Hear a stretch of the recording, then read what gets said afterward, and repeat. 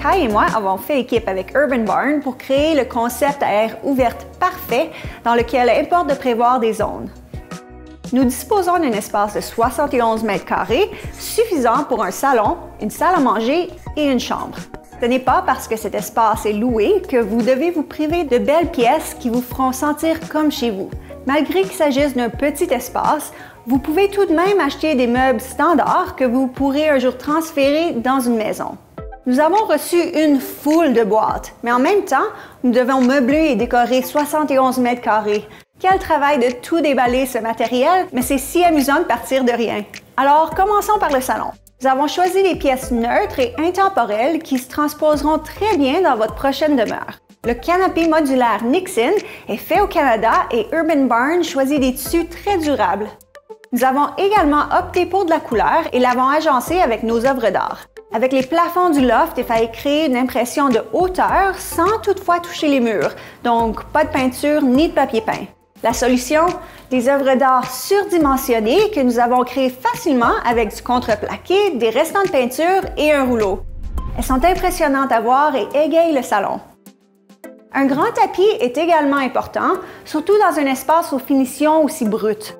Pour couvrir le béton, nous avons choisi un beau tapis texturé couleur gruau. Un grand écran de télévision noir ne nous enchante pas et l'espace est trop petit pour un meuble multimédia.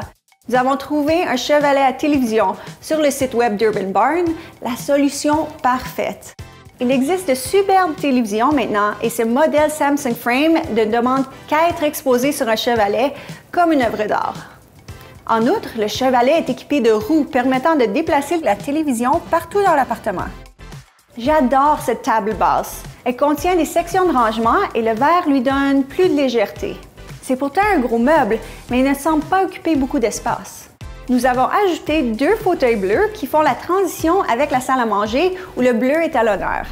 Dans la salle à manger, nous avons choisi un look plus changeant avec un épais tapis indigo, une grande table rustique et des fauteuils bleus.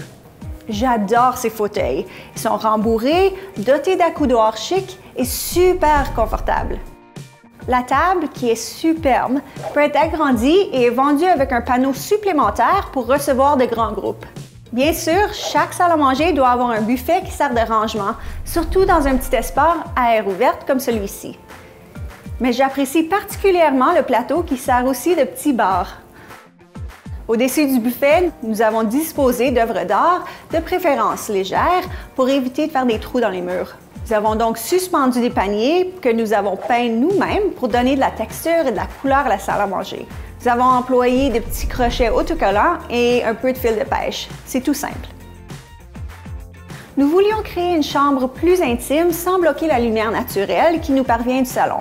Les 3 bibliothèques servent donc de genre de murs séparateurs. Nous les avons remplis de livres, de plantes, de vases, de paniers, un peu de tout quoi.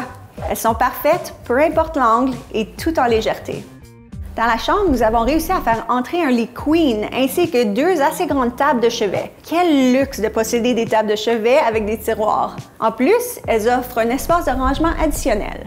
Des lampes sculpturales choisies avec soin et une photographie de Tina Turner complètent le look de la pièce. La palette de gris tendre et de bleu ardoise est intemporelle et calmante, idéale pour une chambre. Exactement ce que l'on recherche après une longue journée.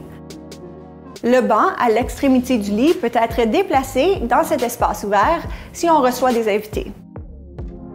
La cuisine était très petite et l'espace de comptoir limité.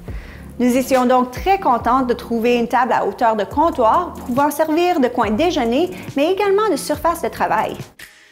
C'est toujours très amusant de passer d'une coquille vide à une pièce bien remplie.